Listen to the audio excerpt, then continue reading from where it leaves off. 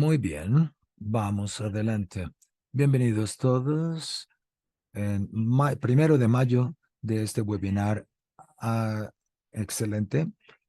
He dado las explicaciones de la interpretación. Si la necesitan a otros idiomas, y seleccionen el idioma de su preferencia en la parte inferior de sus pantallas. Bienvenidos a este emocionante webinario que hemos organizado. Gracias por Tess, por tu trabajo en la parte técnica.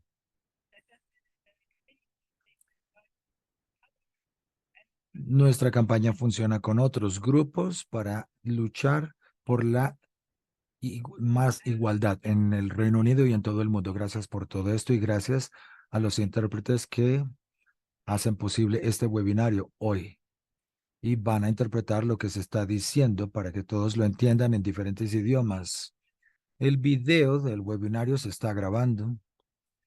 También podemos detener la grabación en la parte de preguntas y respuestas, pero lo subiremos a YouTube para que todos tengan acceso. Si les falta alguna sección, alguna parte de él, no se preocupen porque vamos a subir esto a nuestro canal de YouTube. Ahora me complace presentarme. Yo soy la presentadora, la facilitadora, y yo hago el grupo de coordinación de Deuda por el Clima. Mi nombre es Luis y voy a dirigir con esta discusión tan interesante que tendremos. Antes de darle la palabra a las oradoras y oradores, vamos a tomarnos 5 minutos para darles una contextualización de por qué estamos organizando este webinario que se llama La visión radical y el imaginario sobre el sur global para el siglo XXI. Yo debería empezar diciendo quiénes somos nosotros en caso que nos lo sepan. Nosotros somos Deuda por el Clima, un grupo global popular iniciado desde el sur global y desde diciembre del año pasado somos un movimiento liderado por mujeres en nuestros días de acciones, todo coordinado alrededor de los eventos que han tenido efecto durante la primavera alrededor del Banco Mundial. Ponemos de deuda por el clima, mucha energía en este movimiento. Los esfuerzos de los últimos 2 años y medio, estamos tratando de insistir en nuestras demandas por la cancelación de la deuda como una precondición para la justicia climática. Esto es determinante para el sur global y para detener el extractivismo.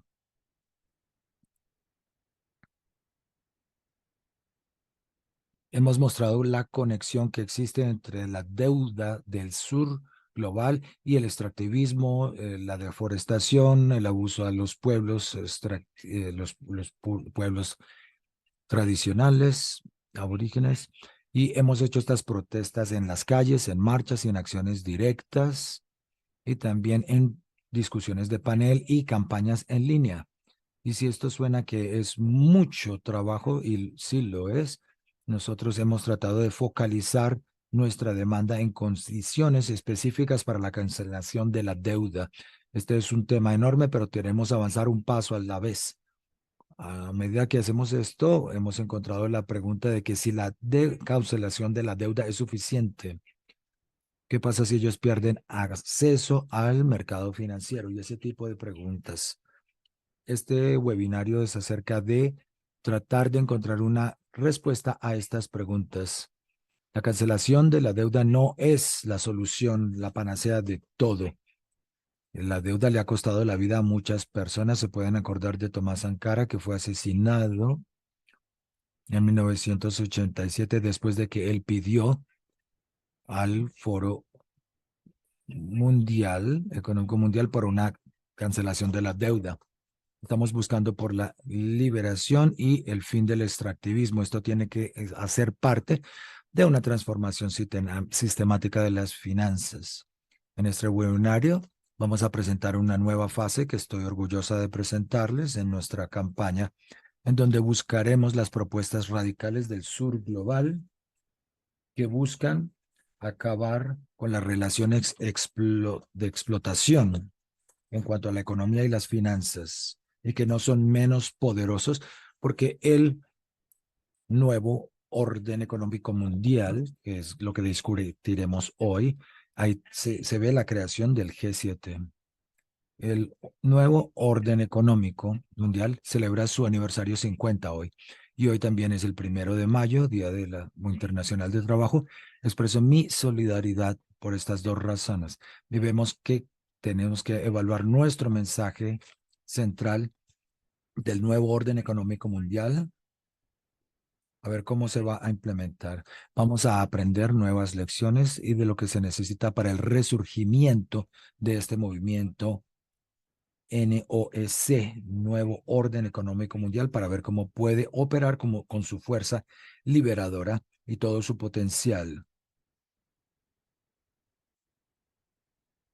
Y así quiero ahora darle la palabra a nuestra primera oradora, Bhumika Mashala, que es nuestra asesora política. La pregunta para usted sería si nos pudiera dar un resumen del contexto histórico acerca de la NOEC, su principal objetivo y cualquier obstáculo que haya habido. Muchas gracias, bienvenida y tiene usted la palabra. Le daré la palabra por los próximos 10 minutos. Hola, ¿qué tal? Espero que me puedan escuchar muy bien. Gracias a Luis, a Tess, por la organización de este evento tan importante y fundamental. Desde hace 1 o 2 años ha habido muchos eventos sobre el aniversario número 5 de la ONOEC, el nuevo orden económico mundial, todo conectado con la identificación de la emergencia climática. Y invocamos el potencial y la posibilidad de una nueva imaginación y las propuestas ambiciosas y la estructura del nuevo orden económico mundial. Y queremos revisar los orígenes de esta organización, el nuevo orden económico. Esto empezó en 1972 en Santiago, donde hubo la primera conferencia de nuevo orden económico para todo un bloque de países en desarrollo. Y los valores allí eran los de tratar y atacar el neocolonialismo a través de un orden nuevo e independiente. Sus orígenes se basan en el proyecto anticolonialista que viene de la experiencia del activismo anticolonialista en todo el mundo. Los pensadores desarrollaban un nuevo pensamiento sobre la lucha por la independencia anticolonial. Debería transformar a las colonias o nuevas colonias en naciones y a que aseguren la descolonización y que aseguren una nueva perspectiva. Este punto buscaba desarticular el orden económico impuesto por los anteriores colonialistas, acabar con la administración colonial. Necesita una rendición de cuentas fuerte y se le ha llamado al colonialismo la peor forma de imperialismo, porque se sintetiza en poder sin responsabilidad. En el tiempo crítico, entre 1972 y 74, en esos 3 años, muchas naciones se unieron repetidamente en lo que se ha llamado una coordinación de uniones y sindicatos. Esto une la forma de la Asamblea de las Naciones Unidas, en donde debe haber una Carta de los Derechos Económicos Humanos. Se estableció que había vestigios de dominación colonial, discriminación racial, apartheid y neocolonialismo, y que se siguen reproduciendo como un actor de desigualdad y de dependencia. Esta declaración incluía lenguaje muy claro sobre la ocupación, el apartheid de Israel en Palestina también, así como en Sudáfrica. conceptos del el movimiento no alineado estaba ya tomando su forma y estaba los temas claves eran resolver la desigualdad y la distribución internacional y la democratización de la toma de decisiones, aumentando el poder de negociación del sur y su determinación, en especial lo que tiene que ver con la tierra y el uso de los recursos. Los principios especiales de la NOM trata la interdependencia y la cooperación intergubernamental para responder a la coerción internacional y debe haber solidaridad entre todos los estados, así como respuesta en la arena internacional. La interdependencia se imaginó que solo era posible en el contexto de el poder igualitario en una manera radical. Para ese momento la desigualdad no era tan simple como simplemente el derecho de estar en una condición de Estado, sino es la exigencia de que haya un compartir igual entre las naciones del mundo de los recursos desde el pasado al presente y que había una corriente sistemática de recursos de las zonas colonizadas anteriormente. No había soberanidad. Hay un componente muy importante de la definición política de la soberanía. La igualdad del sur global tiene implicaciones muy importantes y es la salida del orden legal y rápidamente se utilizó como una arma y se sacó en la contrarrevolución neoliberal en la época de Reagan y Thatcher. También un elemento importante del orden, la dominación colonial haría, imponía también un orden racial conectado con las jerarquías raciales vinculadas al orden económico. Esta involucra y supone una cantidad de formas de discriminación. Otro tema importante que surgió era cuestionar la naturaleza de los estados en la época postcolonial. Sir R. Williams y otros proponían descentralizar los estados federales en respuesta a las características arbitrarias de la guerra colonialística. En cierto sentido, esto se trata de dispersar y delegar la soberanía entre las naciones-estado. Además de los componentes económicos, los económicos claves en este era un fenómeno compartido que existía en todos los estados miembros y siguen afectando la gran mayoría del sur global. Y este era el determinante en un campo que realmente creaba el proyecto NOEI. El presidente de Tanzania declaraba que hacían esfuerzos para nacionalizar su economía para producir los bienes y servicios para el pueblo. En los países del tercer mundo se distribuyen los bienes y productos de una manera muy desigual. Los estados postcoloniales estaban trabajando para crear justicia en un escenario internacional en donde se atacaran las desigualdades de la economía global para lograr igualdad doméstica.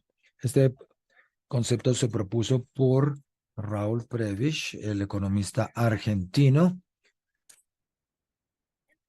y luego el secretario fundador, junto con Hans Singer, el economista alemán, y la tesis de Prebisch y Singer esencialmente nos dice que tiene que haber una intervención regulatoria en donde se establezcan los términos de cómo se produce la economía.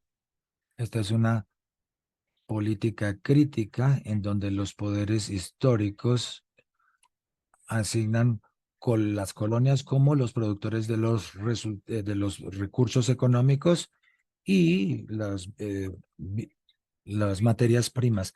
Estos términos y su marco político ofrecen un camino recto. El comercio internacional necesitaba ser manejado para evitar el deterioro de los términos de comercio, y esto tenía que ser regulado para dar tecnología de capital y permitirle al sur que se desarrollara también. Primero que todo, para evitar el bloqueo del avance industrial y la diversificación de las estructuras de producción de los países en desarrollo. Déjeme interrumpirla. Le queda un minuto nomás.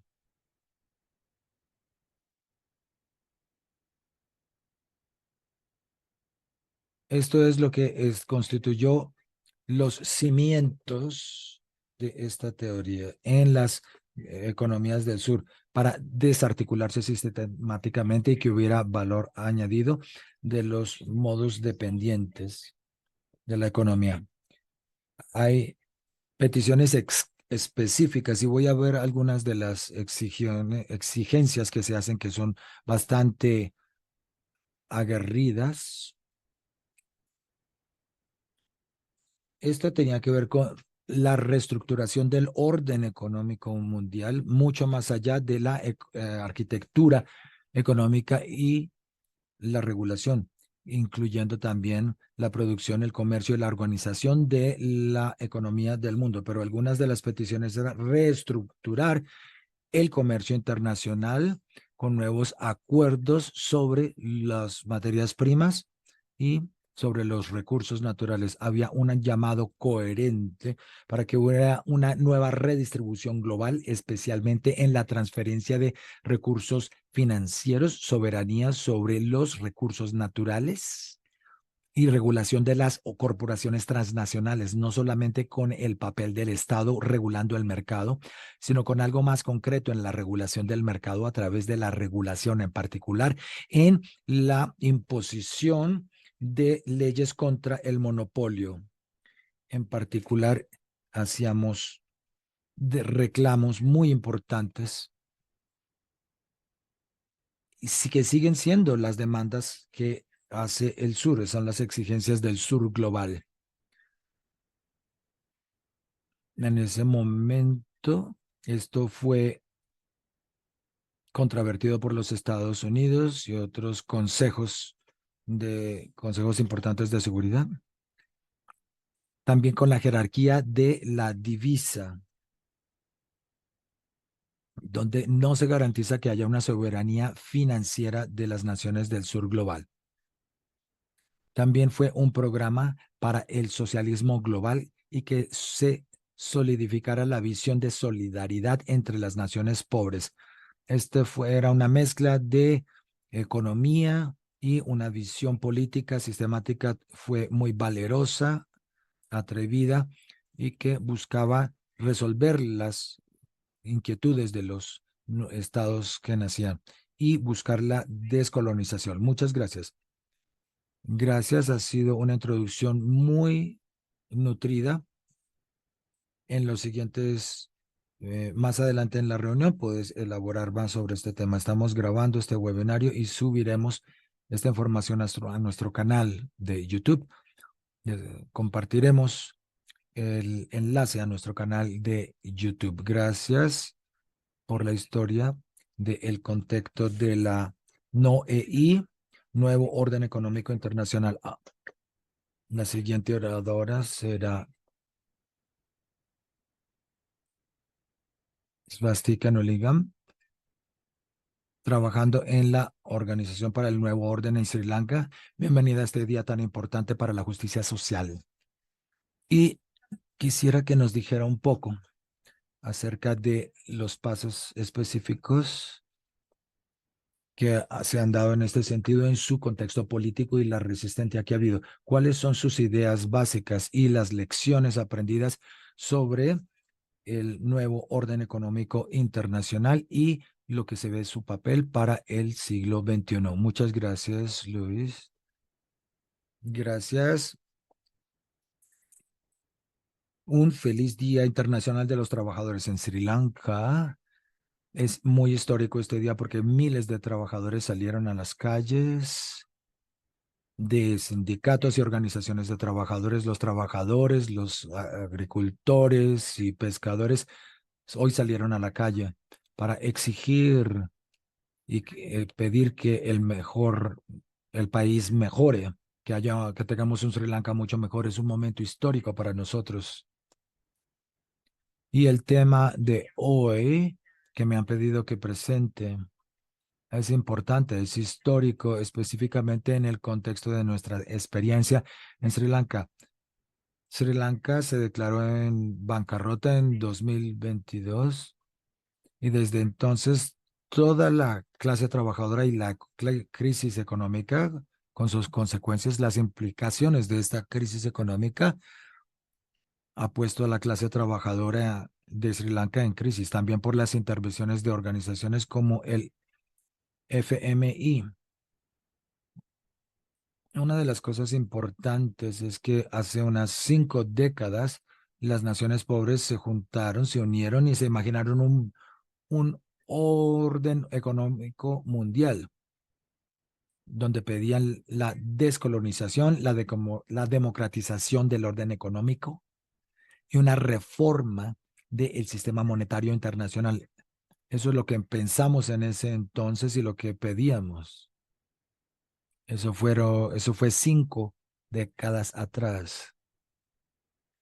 Si se toma Sri Lanka como ejemplo, Sri Lanka es solo un ejemplo, pero el FMI, después de muchos años de intervención en muchos países, siguen proponiendo lo mismo. A Sri Lanka le proponen lo mismo, igual que a otros países, la privatización, la austeridad, la desregulación financiera. Esto es lo que proponen para Sri Lanka para que salga de la crisis económica.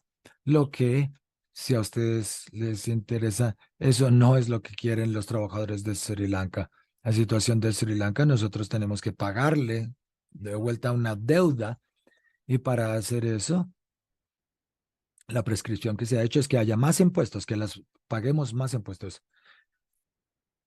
Se les ha pedido que privaticen y que reduzcan su utilización de electricidad y otros recursos. Y esto es vital en la contribución de la creación de un país más justo. Sri Lanka solía tener 98% de nivel de alfabetización. El gobierno hoy propone una nueva política educativa que completamente acabaría con el derecho de educación libre y el acceso a la educación libre que los trabajadores de Sri Lanka solían tener hasta aquel año. 65% de la clase no tiene seguridad alimentaria. Y yo podría continuar, la lista es muy larga en todas estas desigualdades. Cuando se ven estas propuestas que se le han impuesto a las personas, vemos que la clase trabajadora ha sido engañada. Un país completamente endeudado por la corrupción de sus élites. El ministro laboral, el ministro del Trabajo quiere una nueva reforma en donde la lucha por la que los trabajadores en Chicago murieron, hoy en día se está proponiendo que esto simplemente se cancele a través de una nueva reforma de trabajo. Esto es lo que entendemos en cuanto a las prescripciones del FMI, los Estados Unidos, en donde las compañías internacionales de India, por ejemplo, los recursos se han vendido, los pescadores que vienen a Colombo de otras partes del país para exigir que los recursos se protejan para ellos. Lo mismo con los agricultores y otros trabajadores. ¿Cómo trabaja, cómo combate esto, todos estos avances la clase trabajadora en Sri Lanka?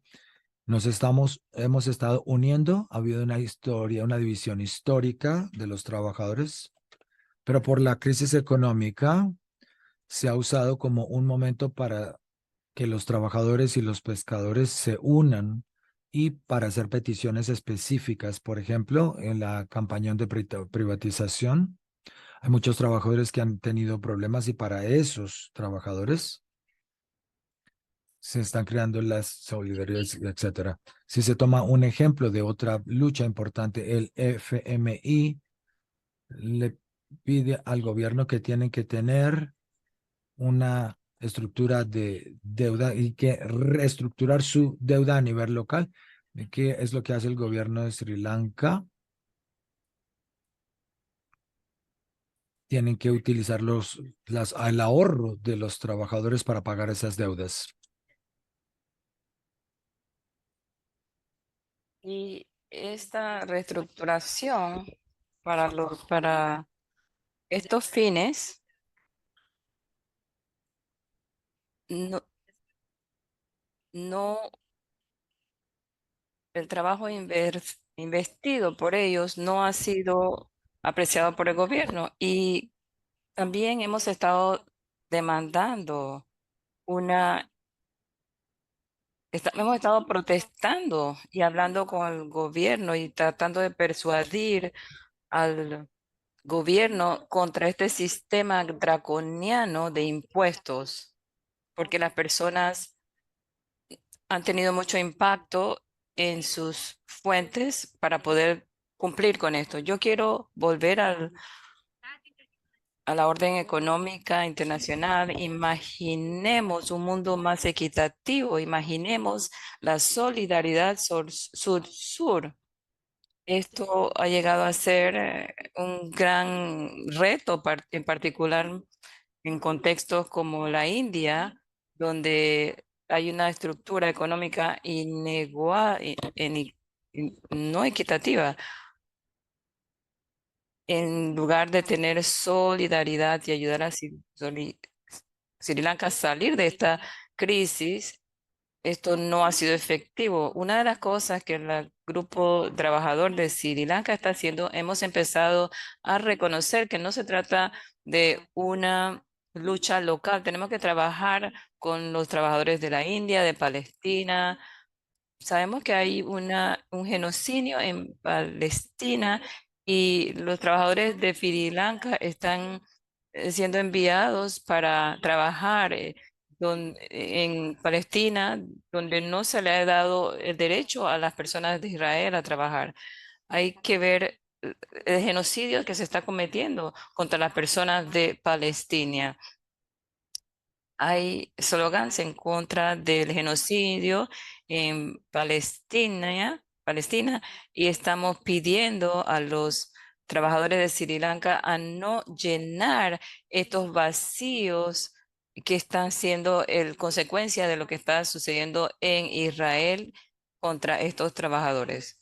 Esta es una lucha local e internacional y Sri Lanka, claro, somos un país pequeño, 8 millones aproximadamente la población de trabajadores, pero cuando pedimos justicia, cuando trabajamos para salir de la crisis, los otros 56 estados que también están con dificultad, queremos que se unan a nuestra lucha para que sea una lucha internacional, para que se convierta en una lucha internacional contra estructuras que adeudan a los países en vías de desarrollo. Eso es lo que el nuevo orden económico mundial está tratando de favorecer. Bueno, magnífico, le quedaban 9 segundos. Esto fue esta fue una declaración muy poderosa y nos da el ejemplo de cómo la deuda debe ayudar a traer, a unir diferentes movimientos y a ver, como hemos visto, entre los granjeros y los pescadores deben trabajar juntos. Hemos visto el trabajo que realizan los trabajadores de campo y los pescadores, era lo que yo quería decir realmente. Y gracias, estamos en solidaridad con usted porque esto es lo que estamos tratando de hacer en este movimiento de deuda para el clima, unificar a los países para trabajar y traer la liberación a todo el mundo, y obviamente para las personas de Palestina también. Hemos visto en este caso cómo se usan para traer presión a Egipto y para animar básicamente o apoyar el genocidio que se está dando Muchas gracias por haber mencionado todos estos temas muy poderosos. Y ahora voy a pasar al último orador, Julio Linares. Julio es un antropólogo conocido y del territorio conocido como Guatemala. Es parte del movimiento en Berlín, Alemania, y también Deuda para el Clima. Y desde el año 2018 ha servido para la red de ingresos y está escribiendo un libro muy interesante, el primero, Descolonizando Dinero y la evolución del dinero de los Estados Unidos, moneda de los Estados Unidos. Gracias, Julio. Me gustaría conocer de usted qué cree que debe suceder sobre las instituciones que hemos escuchado, el Banco Mundial y las otras instituciones. Usted ya ha escrito en sus libros. ¿Y cuáles son las alternativas que vemos y qué necesitamos decir nosotros, esta institución NIO, para romper ese colonialismo que nos encadena con las deudas? Y cómo se ve realmente la descolonización del dinero desde su perspectiva. Muchas gracias. Voy a hablar en español. ¿Está bien? Sí. Bueno, muchas gracias a Luis, a la Deuda por el Clima, a todas, a todos, a Bhumika, a Swastika. Muchas gracias por sus intervenciones. Bueno, para responder la pregunta, creo que lo más directo que se puede decir es que estas instituciones de los Bretton Woods hay que abolirlas completamente, incondicionalmente. Me refiero al Fondo Monetario Internacional, pero creo que ir un poco más con otras instituciones también.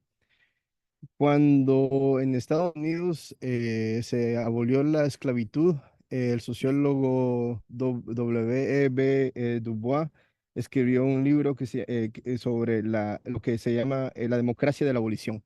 Y lo que esto quiere decir es que cuando la abolición de la esclavitud se dio, no hubieron instituciones democráticas para que las personas que habían sido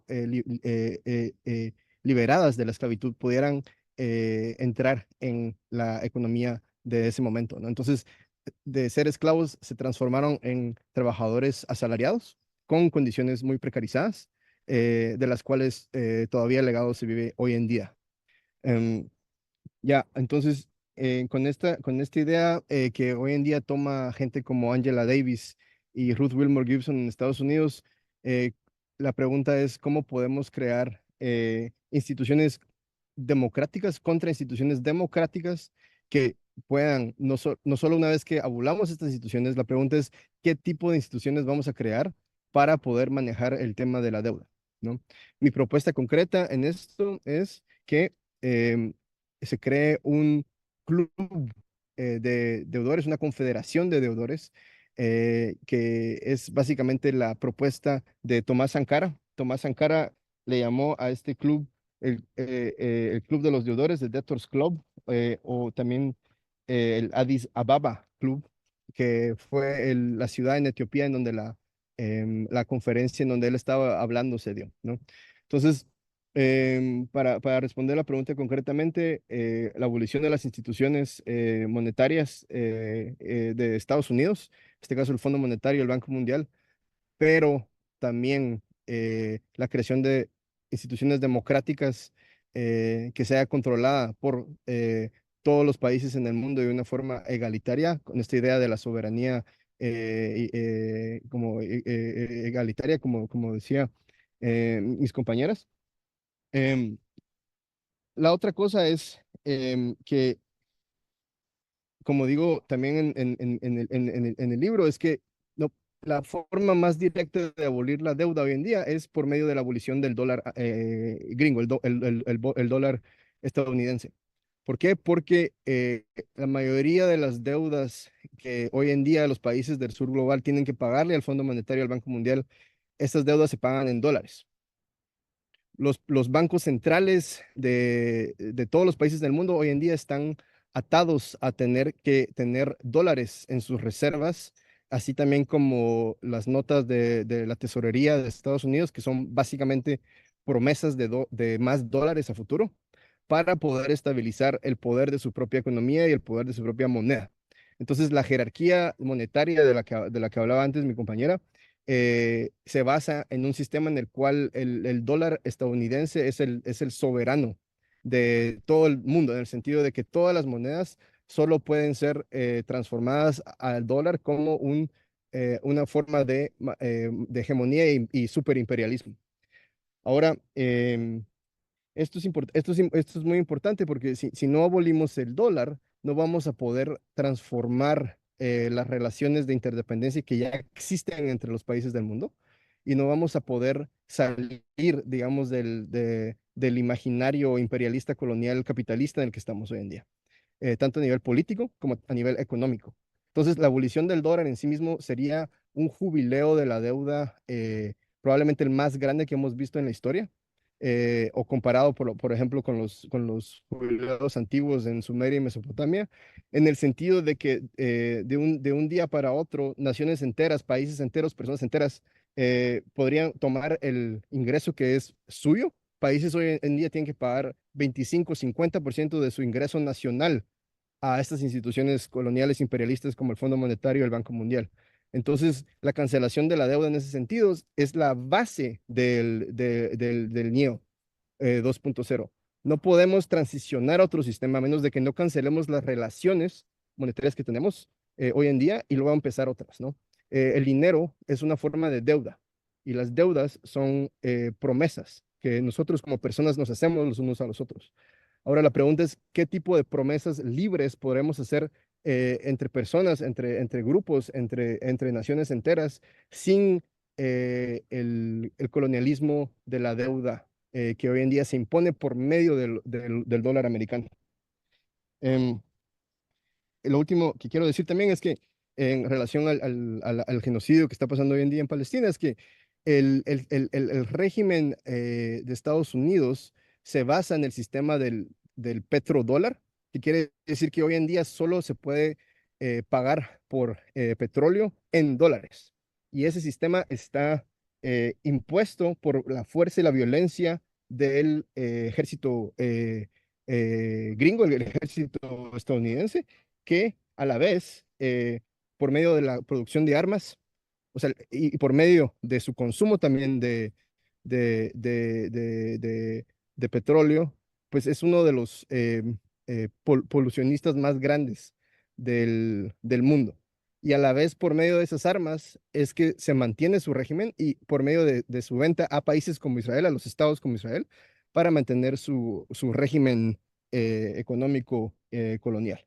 Entonces, no puede haber una Palestina libre si no hay una cancelación total del dólar, una abolición total del dólar y la cancelación de las deudas que el dólar mantiene por medio de la violencia del Estado americano. Entonces, solo para traerlo a una conclusión y, y hacer un resumen, em, lo que, lo que tenemos que tomar en cuenta es que hoy en día, si no abolimos el dólar nos va a destruir. ¿Por qué? Porque las instituciones como la Reserva Federal y la Tesorería Americana son las que son responsables de la emisión del dólar, crean más deuda todos los años sin ningún límite, lo que se transforma en extractivismo en términos de tanto materia prima, minerales, pero también mercancías, y también se transforma en deuda a nivel personal, a nivel comercial, y es una deuda que no se puede pagar, ¿no?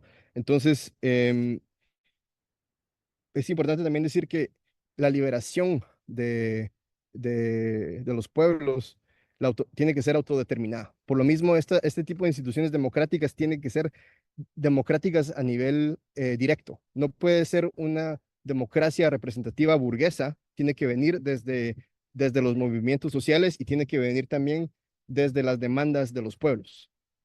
Pero la precondición para poder salir del régimen de deuda colonial en el que estamos, en mi análisis, necesita la abolición del dólar.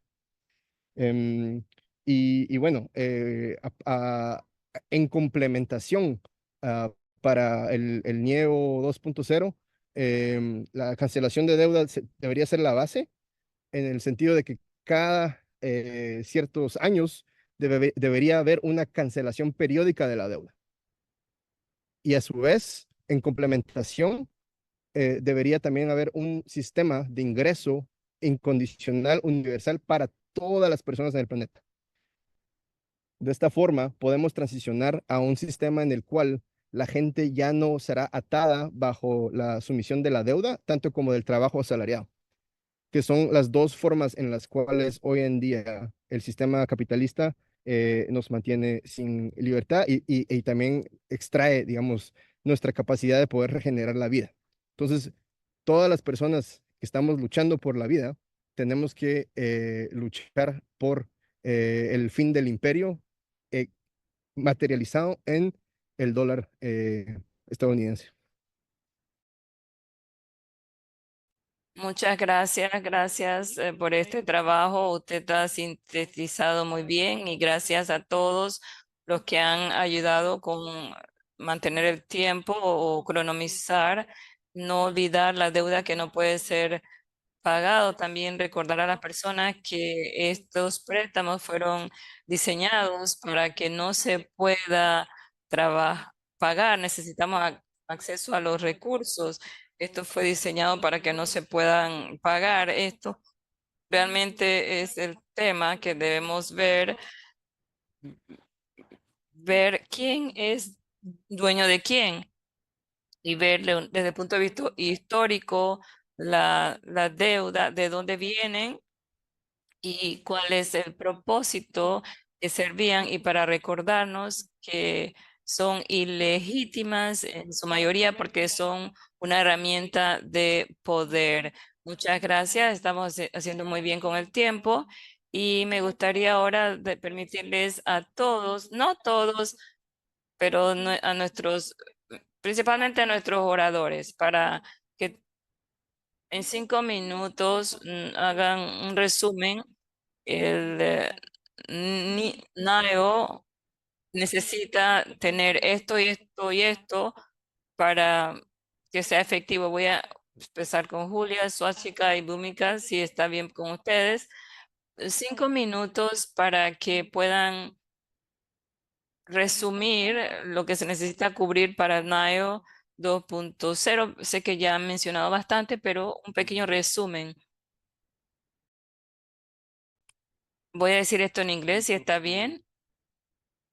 Yo diría que la base del NIO 2.0 necesita tener la cancelación como su base para que un intercambio inigual se dé entre las naciones.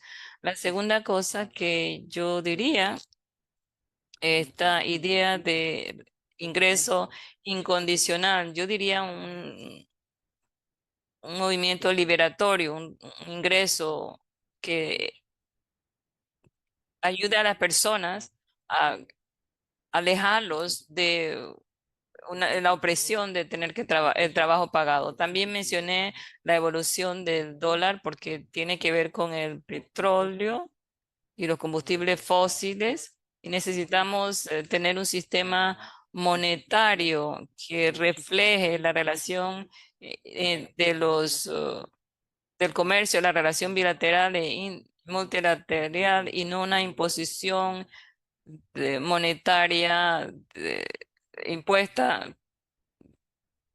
Esto es muy importante.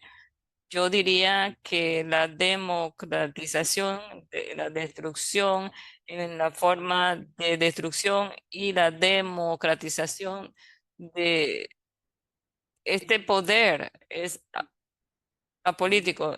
El Banco Central está independiente de los otros aparatos estatales y esto es algo que necesitamos cambiar. Necesitamos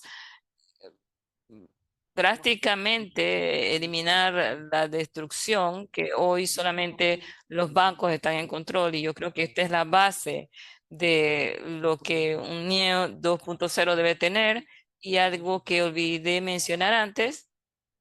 En 1971, el presidente Nixon en el momento en que los Estados Unidos vio el estándar de los dólares, en esos momentos estaban tratando de pagar por la guerra en Vietnam y querían pagar el déficit y los Estados Unidos se, se convirtió en una moneda para todo el mundo. Todas deudas deben pagarse en dólar. Este paradigma en relación con el dólar tiene que cambiar. Si no es, porque este es el mecanismo similar al del extractivismo. Gracias, muy bien, muchas gracias. Ahora le paso la palabra a Swastika para que ella nos dé su resumen. Julio, es muy bien, espero haber pronunciado bien su nombre. Estoy completamente de acuerdo con lo que ha mencionado y quiero apoyar esto porque lo que yo me imagino no es muy diferente a lo que usted ha indicado. Además, quiero también agregar con relación con la cancelación de la deuda, he aprendido de la experiencia de Sri Lanka y también quiero hablar sobre cómo imaginamos esta cancelación de la deuda. Siempre hablamos de esto y estamos demandando mucho en Sri Lanka para identificar qué cosas realmente beneficiarían a la gente de Sri Lanka y cuáles deudas estamos obligados a pagar. Son deudas que se demandan de Sri Lanka. La otra cosa es que también tenemos que examinar un nuevo orden económico, la contribución del Fondo Monetario Internacional, del Banco Mundial, y hay políticas que contribuyen a continuar esta deuda de los países en vías de desarrollo.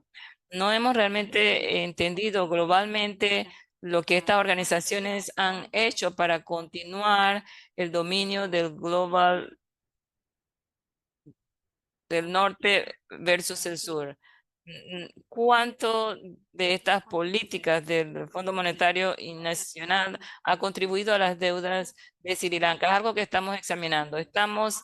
Esto se preguntó en los años 70, pero también queremos reexaminar las finanzas, las estructuras internacionales, los órdenes internacionales que hacen para continuar la falta de equilibrio entre los países. Y tercer punto, aprendiendo de la experiencia de Sri Lanka, no importa el grado de endeudamiento de nuestro país, nuestros recursos naturales no pueden ser tomados, no, nuestros granjeros, trabajadores, pescadores no pueden ser deprivados de sus recursos.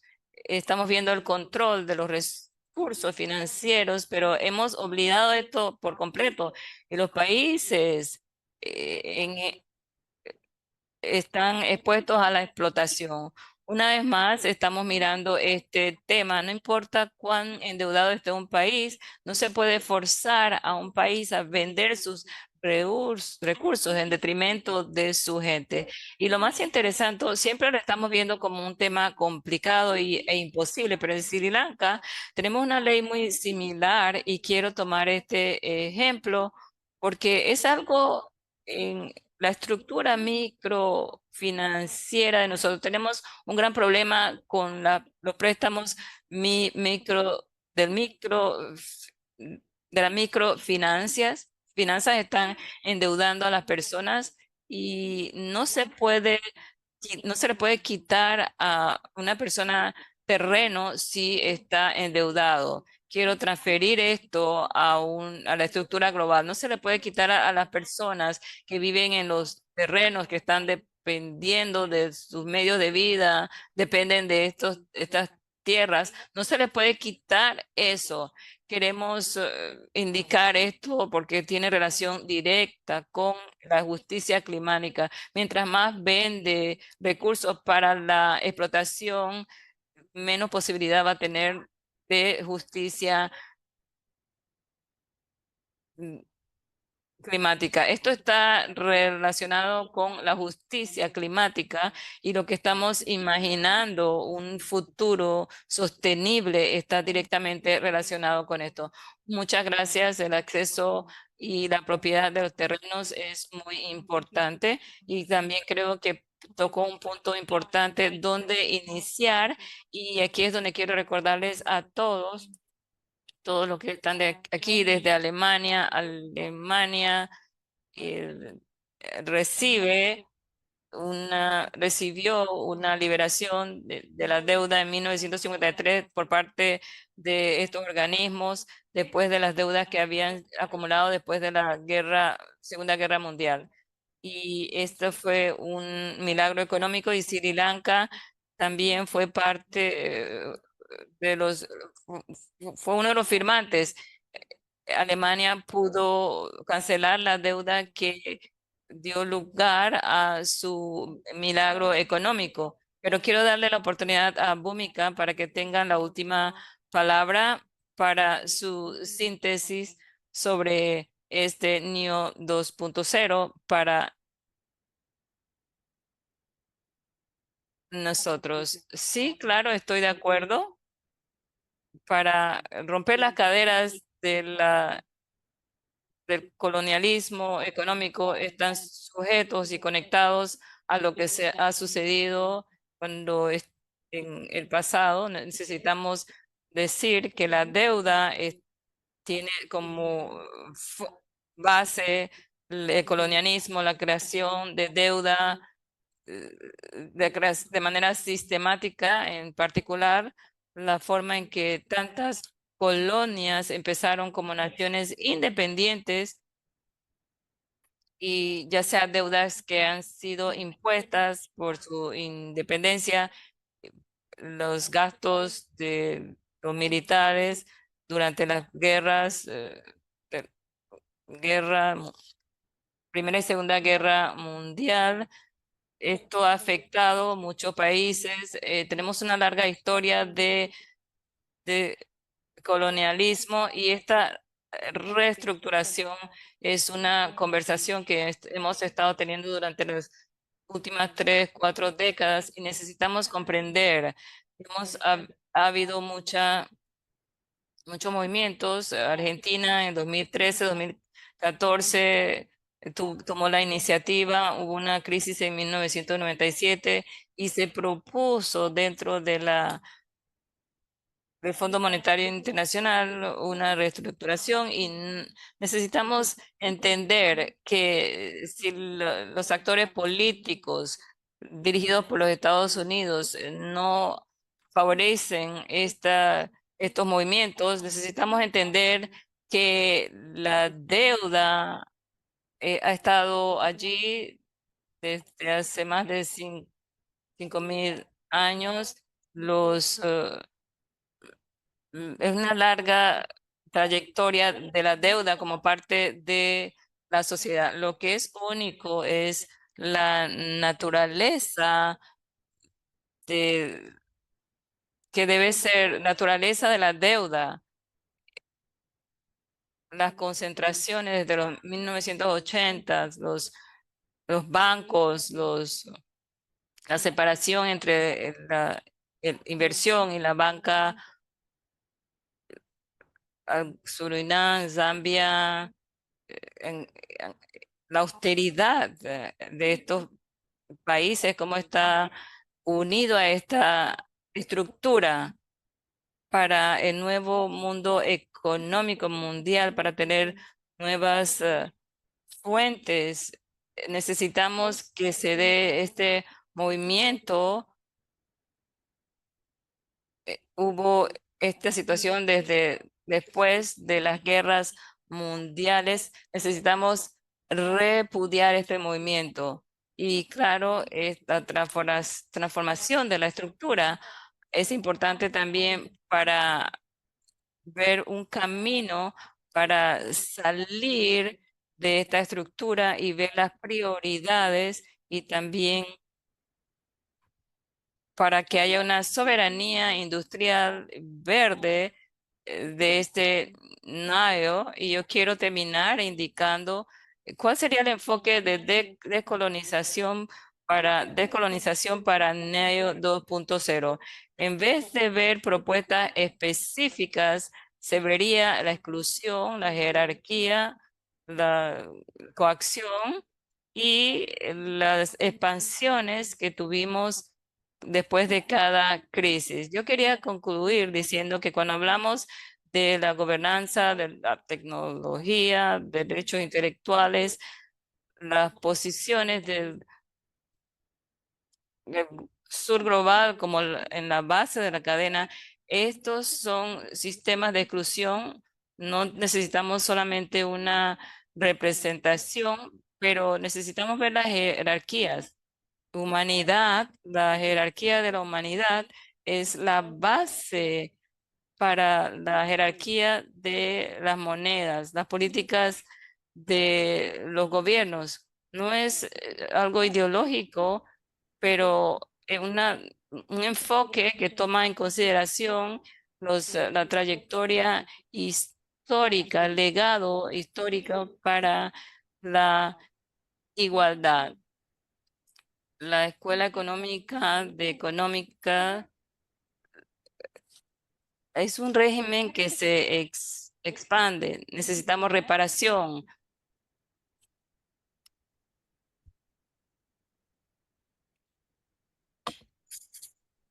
Las epistemologías del sur, especialmente las indígenas. ¿Cómo se vería realmente el etos de colonizador?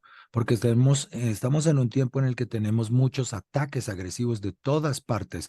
Tenemos que producir un marco político visionario que tome en cuenta cómo lo económico, lo político y lo humano y la jerarquía racial del capitalismo están vinculadas a todas estas acciones desde tiempos muy antiguos hasta el presente. Gracias por su intervención. Gracias a ustedes tres por sus intervenciones. Antes de pasar a la parte de preguntas y respuestas, quiero recordarles a todos que este es el momento en el que ustedes pueden unirse a nuestra lucha con una fuerza unida para cancelar las deudas, por ejemplo, escribiéndole a la deuda por el clima el email de unión.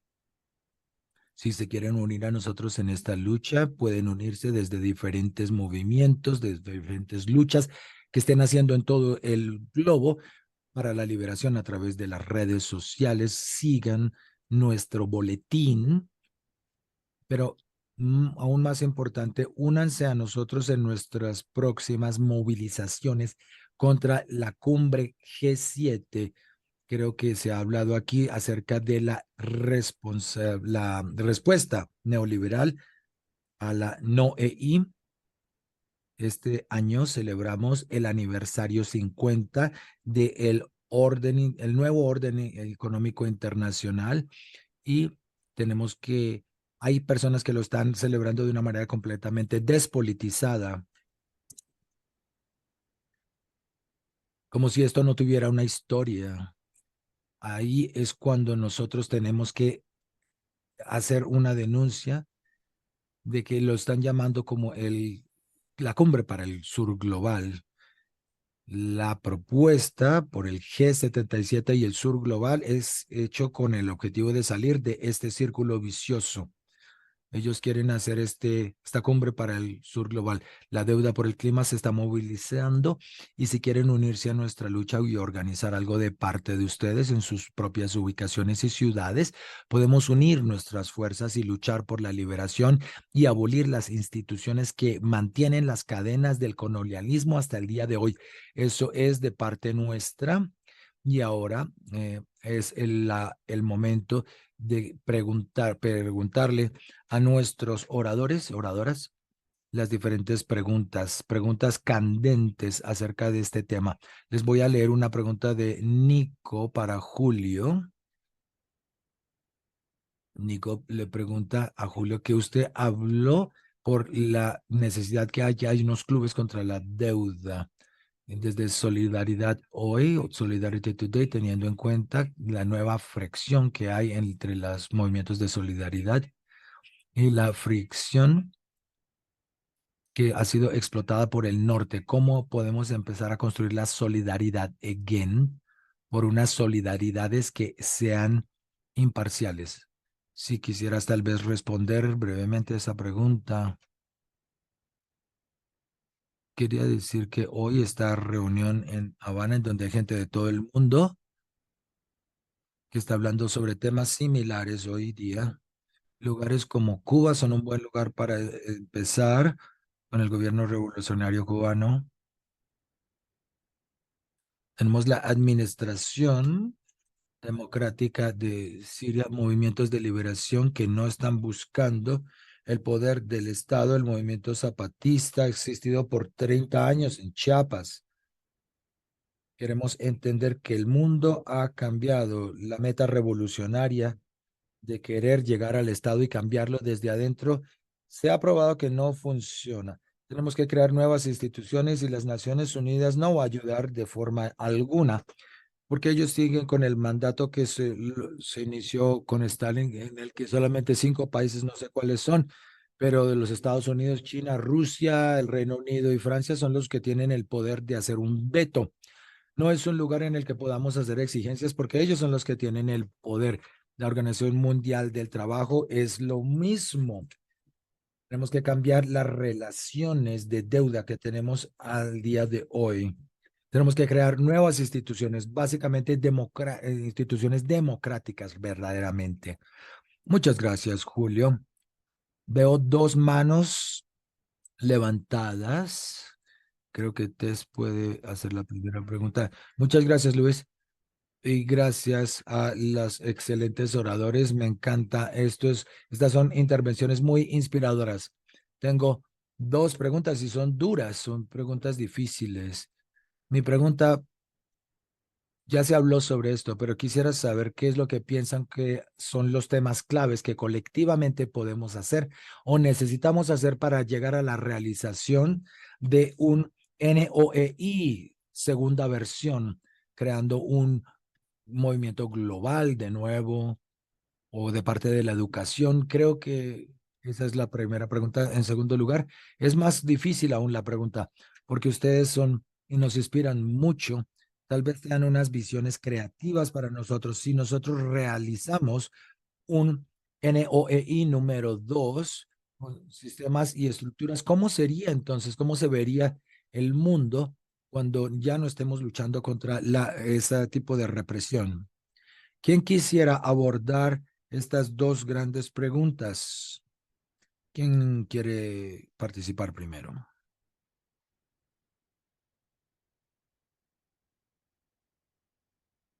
¿O quieren que leamos más preguntas mientras tanto, para que ustedes tengan tiempo de pensar en una respuesta? Ok, Charit Ganwar tiene la palabra para hacer la pregunta. Hola, gracias por organizar esta sesión, muy interesante sesión. En esta conversación sobre la solidaridad en el sur global, Svastika explicó bien que el sur global debe incluir a Sri Lanka. No tiene un gobierno progresista allá y es igual en muchos países del sur global. El desafío principal es cómo seguir avanzando en esto cuando se tienen personas políticamente conectadas que están apoyando el sistema neoliberal, que le están poniendo obstáculos a cualquier progreso que se haga en el sur global. La pregunta es si necesitamos a la sociedad civil y los grupos de trabajadores para que trabajen juntos, así como unir las fuerzas para las personas oprimidas en el norte. No solo es el sur global, se trata de un movimiento de personas unidas en todo el mundo, en el norte y en el sur. Es un enorme desafío el que tenemos. Gracias. Un recordatorio que este es el desafío que estamos afrontando desde Deuda por el Clima, uniendo al sur global y al norte global para que nos ayuden a empujar esta enorme montaña que tenemos. Esta no es nuestra meta. Veo otra pregunta como Elisa en el chat y después veremos las respuestas. ¿Qué piensan de cómo NOEI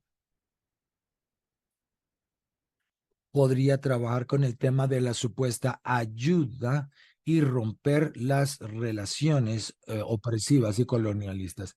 Les voy a dar un descanso porque estas son preguntas muy difíciles. Tal vez necesiten un momento antes de poder responder estas preguntas, ya que necesitan organizar sus pensamientos. Y cuando se sientan listos, pueden responder algunas de estas preguntas. Yo no me tomaré mucho tiempo. Yo podría decir, hay que recordar que también las historias de el abolicionismo y la liberación en el norte buscaba prohibir totalmente el sistema de las prisiones, que está completamente ligado al sistema monetario. No se le puede pagar a la policía ni al ejército a menos que haya un sistema de impuestos que básicamente le usa la plusvalía del trabajo de las personas para financiar el resto del mecanismo.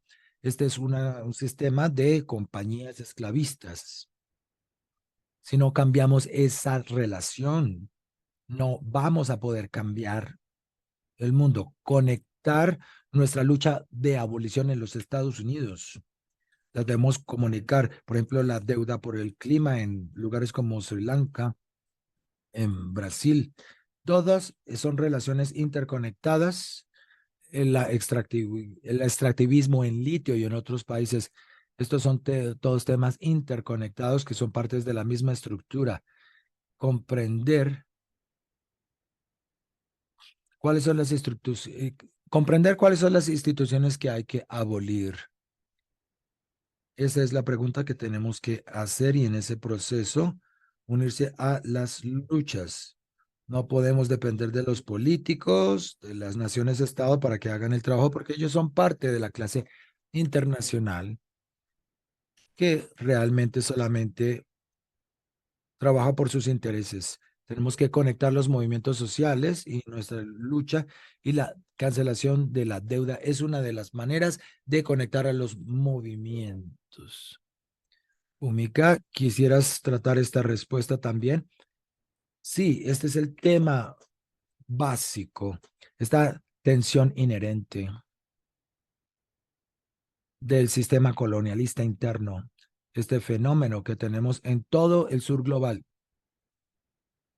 Volvamos a la crítica y a los defectos, unos de los defectos del colonialismo, unos de los efectos, el marxista Iris Shamim, que argumentaba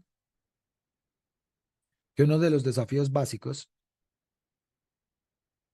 de actualizar el NOMI era la burguesía postcolonialista, o las élites de muchas naciones independientes, donde vemos que esto realmente fueron los que tomaron el liderazgo.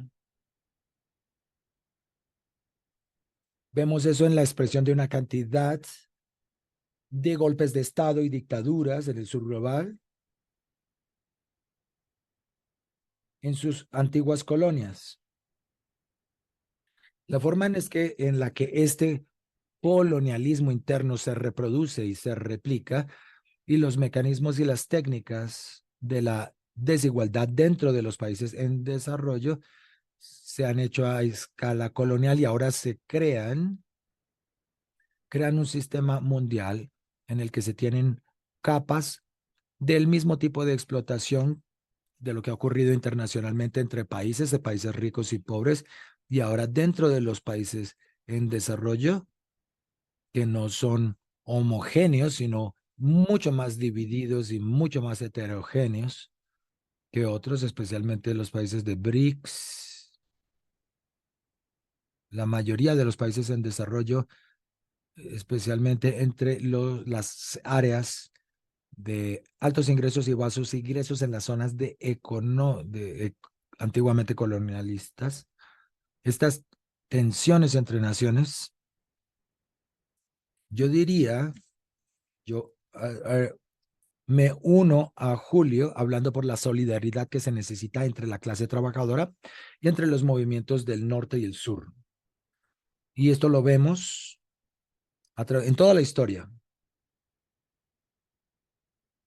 Vamos a la historia de los movimientos de la libertad, cuando la clase trabajadora del Reino Unido apoyaba los movimientos de libertad de la India, por ejemplo. Esto lo vimos con el apartheid de Sudáfrica, el movimiento de los derechos civiles en los Estados Unidos que recibía el apoyo de naciones africanas, de India, otros países. Vemos los estudiantes universitarios en todos los Estados Unidos que están avanzando en su lucha. Los sindicatos también que trabajan por la liberación de Palestina y el fin, vimos ellos que manifestaban por el fin de la Guerra Fría. El vínculo de los movimientos del norte y el sur son importantes y la solidaridad y la vinculación debe mantenerse entre los diferentes movimientos, entre las diferentes movimientos de justicia reproductiva, económica, los movimientos anti-austeridad, todos tienen que unirse a estos movimientos y sí, tienen diferentes formas, tienen diferentes lugares de encuentro y prácticas, pero tenemos que realmente aumentar un movimiento de movimientos. La solidaridad y la vinculación requieren un enfoque de solidaridad en donde se ordenen estas relaciones. Los movimientos de vinculación y la creación de solidaridad están hechos de crear confianza, están hechos a partir de crear un ambiente en el que haya relaciones de igualdad. Y primero que todo, sobre todo hay que crear los espacios y exigir que esos espacios existan. Exigírselo mucho a los financieros de los movimientos sociales y a los que trabajan en la defensa dentro de los centros de poder, en vez de construir la estrategia interna, la educación y los movimientos. Este es un momento crítico ahora porque el activismo de los estudiantes en tantos países está llegando a un punto muy alto. El activismo global, especialmente en el sur, y la subversión de la austeridad en Sri Lanka, eh, es enorme. La visibilidad política de los movimientos del clima son muy importantes. Los jóvenes por el clima, los activistas del clima se pueden unir alrededor de crear liderazgo para este cambio. Ellos ya tienen una red global muy grande de personas que trabajan en campaña. Estos son algunos ejemplos que se me ocurren, pero tengo que seguir subrayando, haciendo énfasis en la necesidad de que haya solidaridad. Y por último, los mejores clubes que existen. Es el momento, el perfecto momento para crear y fortalecer estos clubes contra la deuda y crear solidaridad entre los países, aunque sea un número pequeño de países en desarrollo. Fuentes que pueden ayudarnos para la soberanía financiera. Gracias, Bhumika. Swastika, quería tomar la palabra. Sí, solamente quería tal vez mencionar lo que Bhumika indicó mm, acerca de la burguesía postcolonial y me interesa esta frase porque hace 2 años en Sri Lanka un millón de personas fueron a la ciudad capital de Colombia. Fue de manera espontánea, no era un movimiento organizado y le pedían al presidente que renunciara porque la familia del presidente en Sri Lanka, después de décadas de gran corrupción, había llevado al país a la bancarrota. Cuando Bhumika hablaba sobre la frase o la burguesía colonial, los países no están solamente luchando con las nuevas estructuras coloniales y también estamos trabajando contra la burguesía, los políticos a quienes no les importa quitarle los bienes a miles de personas en el país para ellos poder sobrevivir. Aún aquí en Sri Lanka, en medio de la crisis civil económica, vemos que la clase comercial trata de mantener a los trabajadores para bajo su dominio o bajo su control. La pregunta, ¿cómo crear esta solidaridad o este nuevo NOEI 2.0? Primeramente se pedía un orden económica mundial, pero ahora mismo no se tiene los gobiernos que estén oprimiendo a las masas. No podemos esperar que ellos vengan a crear un nuevo mundo o orden económico internacional, pero tenemos una reacción masiva a lo que hace el gobierno. Tenemos movimientos de trabajadores, miremos las resistencias que vienen de los estudiantes, no solamente, no tanto de los trabajadores, desafortunadamente, pero más de los estudiantes en cuanto al genocidio de Palestina. Cuando no vemos esto con seriedad, debemos ver esto. Necesitamos más de estos movimientos como el de los estudiantes. ¿Cómo sería el mundo con un nuevo orden económico en funcionamiento? Y una de las cosas que yo imagino, no sé cómo se vería el mundo, pero una de las cosas que puedo decir es que el mundo podemos sostener al globo, al mundo, el ecosistema, sistema, a los humanos para la sobrevivencia y nosotros somos parte de este ecosistema y el nuevo orden económico crearía estructuras donde el mundo puede sobrevivir por unas cuantas décadas en el futuro, pero si seguimos con este ritmo y estamos hablando de sobrevivencia de las personas, lo que queremos para el mundo, ya sea que hayan personas o no, y estamos hablando de sobrevivencia y el orden capitalismo imagina que el mundo va a sobrevivir, que nosotros vamos a sobrevivir a expensas de miles y miles de trabajadores. Y el nuevo mundo, el nuevo orden económico mundial viene de movimientos, de mujeres, de estudiantes, de trabajadores del campo. Estos movimientos no vendrán automáticamente del gobierno, de los gobiernos, que es una representación de la clase de la burguesía postcolonial. Muchas gracias. Estoy mirando el tiempo rápidamente, tal vez la última respuesta y para antes de cerrar. Hamidou, adelante.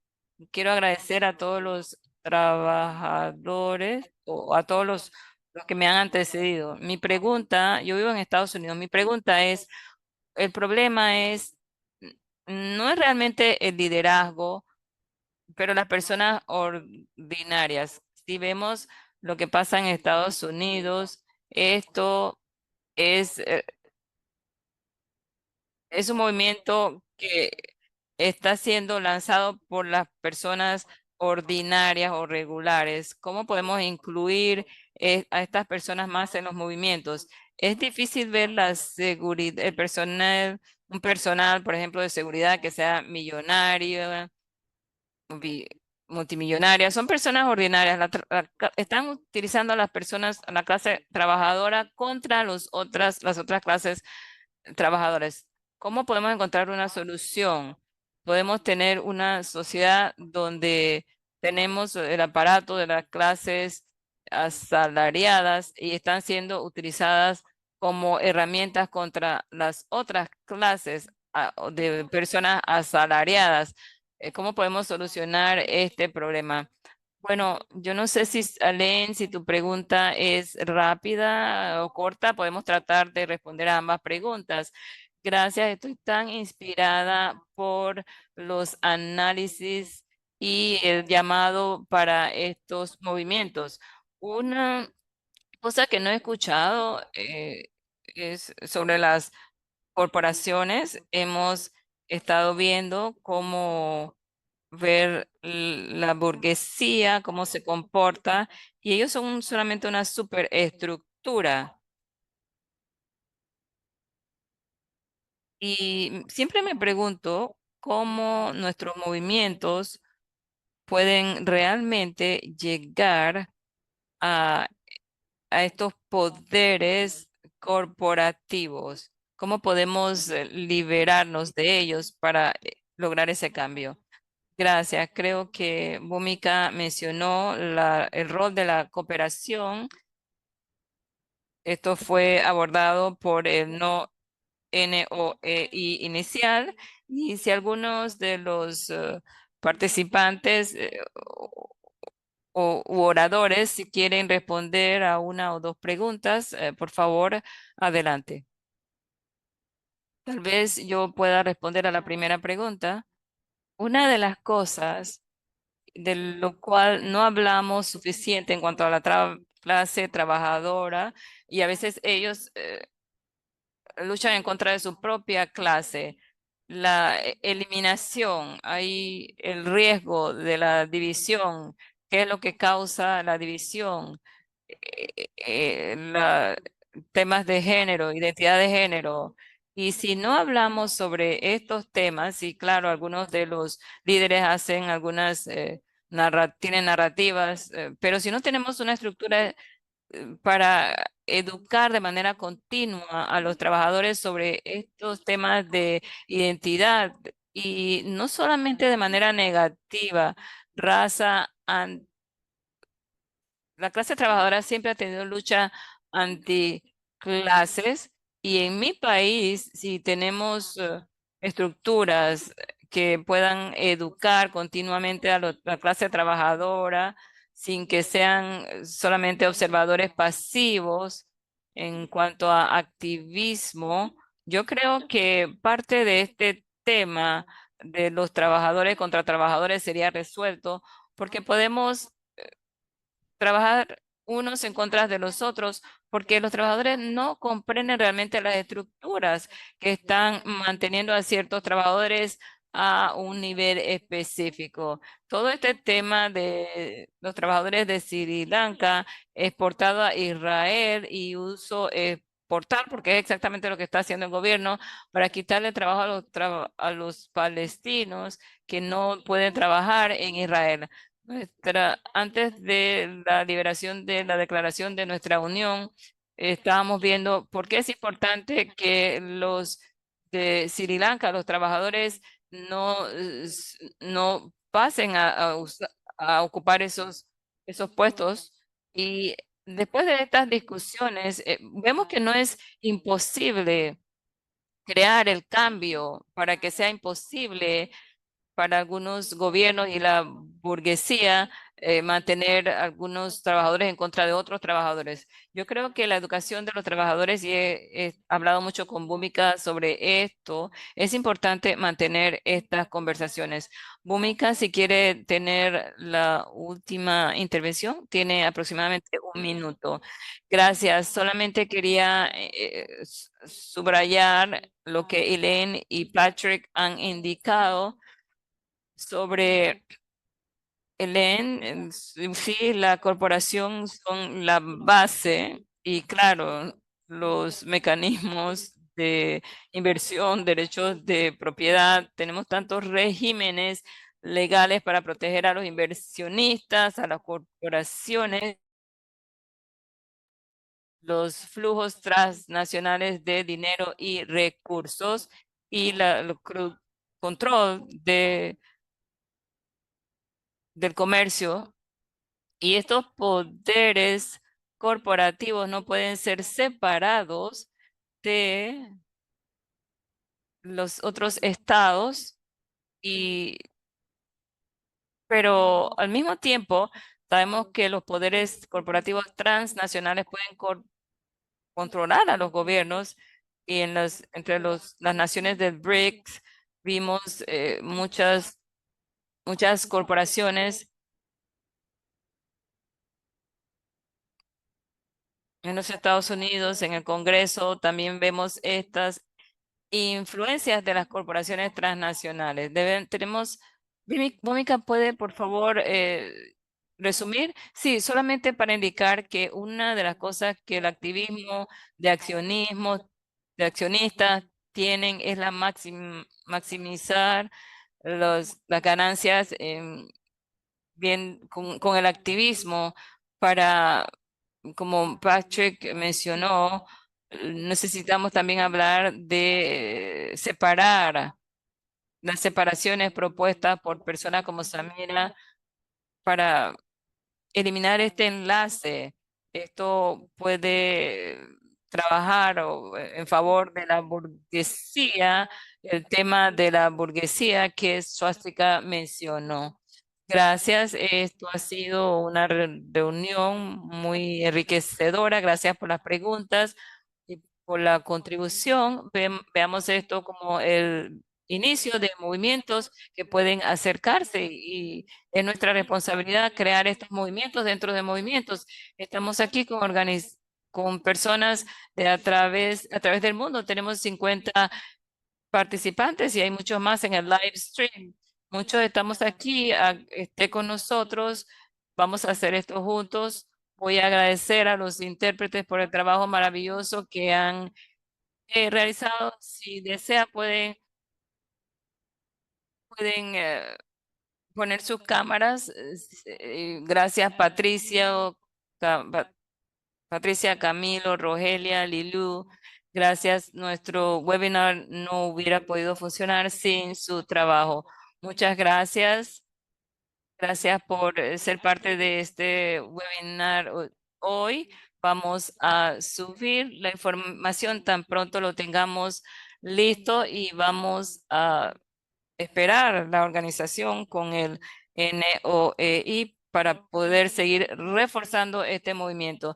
Solidaridad en este día tan histórico. Gracias por haber participado con nosotros y gracias a todos por estar juntos en esta lucha.